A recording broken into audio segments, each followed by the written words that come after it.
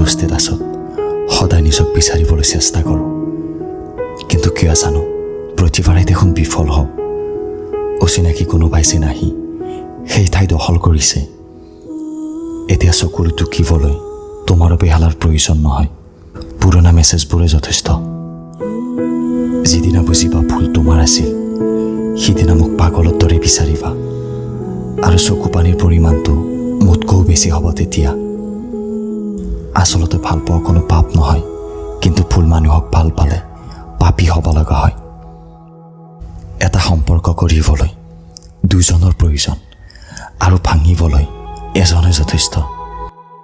সপোন প্ৰত্যেকে দেখে, কিন্তু সপোনবোৰ পূৰণ কৰা ভাগ্য প্ৰত্যেকৰ নাথাকে।